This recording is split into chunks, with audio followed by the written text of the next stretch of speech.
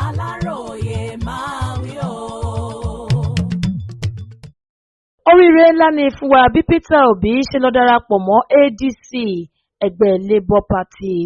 Ní báyìí tí òun díje dupò ààrẹ orílẹ̀-èdè yìí lásìkò ìbò ọdún 2023 lábẹ́ àsíá ẹgbẹ́ òṣèlú Labour Party LP, Peter Obi ti kéde pé òun àtàwọn olólùfẹ́ òun gbogbo ti lọ darapọ̀ mọ́ ẹgbẹ́ òṣèlú ADC. Àwọn alákòóso ẹgbẹ́ náà ti ní oríire ńlá gbà ló jẹ́ fáwọn o, nítorí pé àwọn pàápàá ti ń retí pé kí ó kéde pé òun ti fi ẹgbẹ́ òṣèlú náà sílẹ̀ láti ọjọ́ pípẹ́ sẹ́yìn báyìí. Wọ́n wá lo àkókò náà láti tọrọ àforíjì lọ́wọ́ àwọn ọmọ Nàìjíríà pé kí wọ́n ṣe àforíjì fáwọn báwọn ṣe fa olóṣèlú ọ̀hún tí kò kojú òṣùwọ̀n sílẹ̀ láti díje dupò ààrẹ orílẹ̀-èdè yìí lórúkọ ẹgbẹ́ òṣèlú wọn lọ́dún 2023.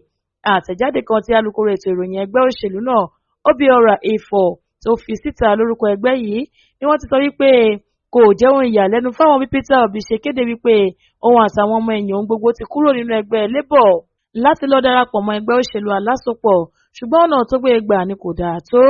Oríire ńlá gbà ni bí Peter Obi àtàwọn olólùfẹ́ rẹ̀ ṣe kúrò nínú ẹgbẹ́ òṣèlú Labour lásìkò yìí. Kò sẹ́ni tó mọ òkòló Peter Obi nídìí òṣèlú orílẹ̀-èdè yìí tẹ́lẹ̀ àfi ìgbà tí ó tó wá darapọ̀ mọ́ ẹgbẹ́ Labour. Bẹ́ẹ̀ ohun tí òun àtàwọn èèyàn rẹ̀ ń sọ ni pé àwọn làwọn jẹ́ kí ẹgbẹ́ òṣèlú yìí lẹ́nu nínú ọ̀rọ̀ òṣèlú orílẹ̀-èdè yìí.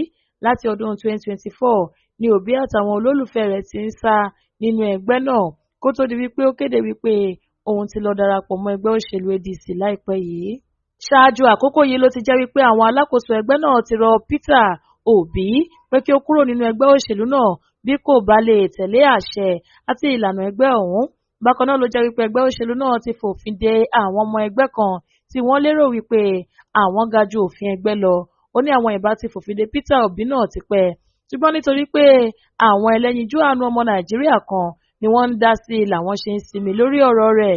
Wọ́n wá bẹnu àtẹ́ lu Obi àti gómìnà ìpínlẹ̀ Abia, Dókítà Alex Otti, pé àwọn gan ni igi wọ́rọ́kọ́ tó da iná rú nínú ẹgbẹ́ òṣèlú náà. Adéwálé Adéoyè ló ṣe àkójọpọ̀ ìròyìn yìí fún ìkànnì Aláròyé Online TV.